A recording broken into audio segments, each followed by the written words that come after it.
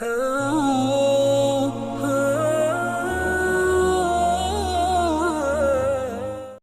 اگر حکومت پوچھ لیتی ہے کہ یہ مال کہاں سے آیا، یہ بلیک منی ہے یا وائٹ منی، تو لوگوں کو جان کے لالے پڑ جاتے ہیں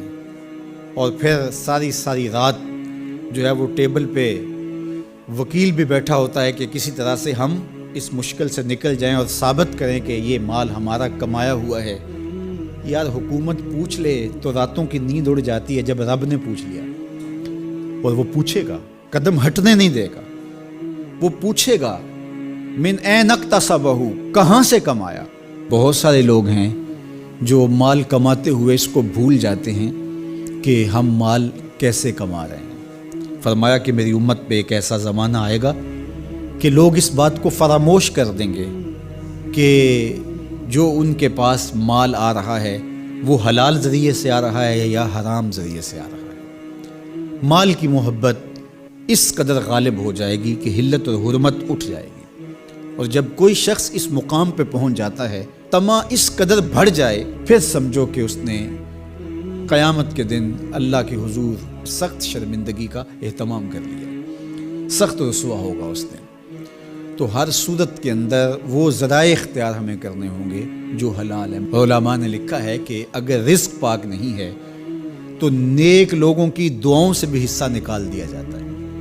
یعنی ایک تو اس کی اپنی دعا قبول نہیں ہوگی، دوسرا نیک لوگ جو دعائیں مانگتے ہیں، اللہ پوری امت پہ رحم کر، پوری امت کی خیر فرما، تو اس شخص کا حصہ نیک صالحین لوگوں کی دعاؤں سے نکال دیا جاتا ہے۔ تو قیامت کے دن اللہ اپنے حضور سے بندوں کے قدم ہٹنے نہیں دے گا جب تک یہ سوال نہیں پوچھ لے گا کہ تم نے رزق کمایا کہاں سے۔ اور پھر دوسرا سوال ہوگا کہ وفیما انفقہ، اس کو خرچ کہاں کیا۔ عمومی طور پہ ہم اس پہ تو زور دے دیتے ہیں کہ مال حلال ذریعے سے کمانا چاہیے، کسی سے زیادتی نہیں کرنی چاہیے، جھوٹی قسم سے مال نہیں کمانا چاہیے، کسی کو دھوکہ دے کے مال نہیں کمانا چاہیے، مال کمانے کے ذرائع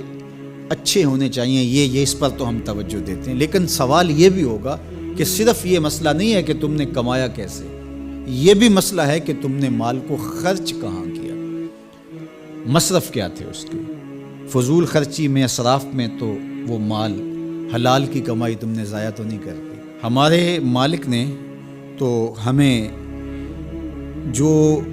مال ہے اس کو بے وقوف لوگوں کے ہاتھوں میں دینے سے منع کیا ہے۔ بچے ہیں جو مال کے مصرف کو نہیں جانتے، اس طرح گھر کی وہ خواتین جو مال کے مصرف کو اچھی طرح نہیں سمجھتی اور فضول خرچی کرتی ہیں، تو شوہر کی ذمہ داری ہے کہ وہ اخراجات کنٹرول کرے۔ یہ اس آیت کریمہ کی شرح کے اندر علماء نے لکھا کہ بے وقوفوں کو مال نہ دو، چونکہ وہ اگر غلط جگہ پہ خرچ کریں گے جہاں خرچ نہیں کرنا چاہیے تھا تو اس کا حساب آپ کو دینا پڑے گا۔ تو مال کو خود بھی ایسی جگہ پہ خرچ نہ کریں اور مال کا امین ان کو نہ بنائیں جو ایسی جگہ پہ خرچ کریں